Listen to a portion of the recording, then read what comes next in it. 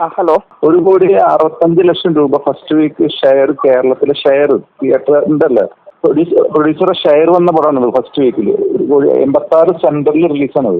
1,65,00,000 ഷെയറും അതർ സ്റ്റേറ്റിൽ 8,00,000 രൂപ ഷെയറും വന്ന സിനിമയുണ്ട്. അതായത് പടം സക്സസ് ആണ്. ഒരാൾ പോലും, ഞാൻ സിനിമകൾ ഒരുപാട് ചെയ്തിട്ടില്ല, ഒരാൾ പോലും ഈ പടം മോശം പടമാണ്, തരക്കേടില്ല, ഫസ്റ്റ് ഹാഫ് ഓക്കെ, സെക്കൻഡ് പോലെ അങ്ങനെയുള്ള അഭിപ്രായമല്ല, ഒറ്റ അഭിപ്രായമാണ് ഇന്നുവരെല്ലാവരും നമ്മളോട് പറഞ്ഞിട്ടുള്ളത്. അപ്പൊ അത് യാതൊരു തർക്കമല്ല. ഫെഡറേഷൻ പ്രസിഡന്റിനെ ഒരു പടം എങ്ങനെ കളിപ്പിക്കാതിരിക്കണം എന്നുള്ളതിലാണ് മൂപ്പരുടെ കാര്യങ്ങളും ബുദ്ധിയൊക്കെ ഉപയോഗിക്കുന്നത്. കളിപ്പിക്കാനല്ല, തിയേറ്ററിൽ പാവപ്പെട്ട പ്രൊഡ്യൂസേഴ്സ് പടം കൊണ്ടുവരുമ്പോൾ ആ പടം എങ്ങനെ ഓടിക്കണം എന്നുള്ളതല്ല അദ്ദേഹം നോക്കുന്നത്. ഒരു സംസ്ഥാന പ്രസിഡന്റിന്റെ ഒരു ഉചിതമായ പെരുമാറ്റമോ അല്ലെങ്കിൽ അയാളുടെ പ്രസ്താവനയോ ഉചിതമാണെന്ന് എനിക്ക് തോന്നുന്നില്ല. പടങ്ങളെ കളിപ്പിക്കാനാണ് അവർ ശ്രമിക്കുന്നത്, അല്ലാതെ അതിനെ മോശമാക്കി ചിത്രീകരിച്ചുകൊണ്ട് ആ പടത്തെ താഴോട്ടിറക്കാൻ നോക്കുന്നത് വളരെ മോശമായിട്ടുള്ള ഒരു കാര്യമാണ്. അദ്ദേഹം പ്രത്യേകം ശ്രദ്ധിക്കേണ്ട കാര്യമാണ്. പ്രൊഡ്യൂസേഴ്സ് വളരെ കഷ്ടപ്പെട്ടും ബുദ്ധിമുട്ടിയിട്ടൊക്കെ ഇപ്പോൾ സിനിമകൾ വളരെ കുറഞ്ഞു. 200 ചില്ലാനും സിനിമകൾ ഉണ്ടായിരുന്നത് ഇപ്പോൾ 150 സിനിമ, 140 സിനിമകളുള്ളത്. അപ്പൊ അത് തന്നെ ഇൻഡസ്ട്രിക്ക് ഭയങ്കര അടിയാണ്. തിയേറ്റർ ഫീഡ് ചെയ്യാനോട് സിനിമകൾ ഇല്ലാതിരിക്കുന്ന സമയമാണ് ഇപ്പോൾ. ഫീഡ് ചെയ്യാൻ വേണ്ടി സിനിമകൾ തന്നെ വേണം.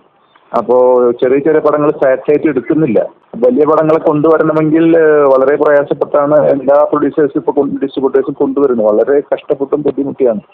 ചില ചാനലുകാർ ആഫ്റ്റർ റിലീസാണ് പൈസ കൊടുക്കുന്നത്, ചിലവർ മറ്റേ സാറ്റലൈറ്റ് എടുക്കുന്നില്ല, ചില ചാനലുകാർ. അങ്ങനെ വളരെ പ്രതികൂലമായ ദുർഘടമായ അവസ്ഥയാണ് മലയാള സിനിമ ഇന്ന് പോയിക്കൊണ്ടിരിക്കുന്നത്. ആ സമയത്ത് അത്തരം പടങ്ങൾ മോശമാണ്. വിജയിച്ച പടങ്ങൾ വിജയിച്ചില്ല എന്ന് പറയുന്നത് വളരെ വേദനാജനകമാണ്. ഇതില് പറഞ്ഞിരിക്കുന്നതെന്ന് വെച്ച് കഴിഞ്ഞാൽ കണക്ക് വെച്ചിട്ടാണ് പറയുന്നത്. അതായത് 3 ആഴ്ച നേടിയത് 2,50,00,000 രൂപയാണ്. ഇനി ഒരാഴ്ച കഴിഞ്ഞാൽ പോലും ഫയർമാൻ വിജയമാകില്ല. അങ്ങനെയാണ് അദ്ദേഹം കണക്കുകൾ നിരത്തിക്കൊണ്ടാണ് പറയുന്നത്. അതാണ് പുള്ളി ആധികാരികത എന്നുള്ള രീതിയിൽ അവതരിപ്പിച്ചിരിക്കുന്നത്.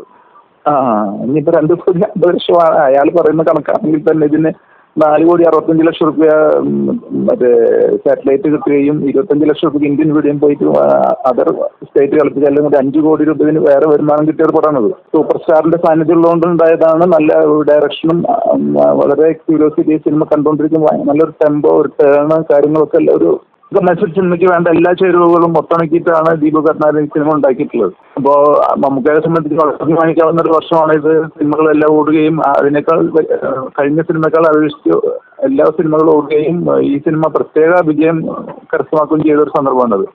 അപ്പൊ ഇത്തരം സിനിമകൾ ഓടിയില്ല എന്ന് ഒരു സംസ്ഥാന പ്രസിഡന്റ് തന്നെ, തിയേറ്റർ ഓഡിയൻസിന്റെ പ്രസിഡന്റ് തന്നെ പറയുന്നത് വളരെ വളരെ വേദനാജനകമാണ്.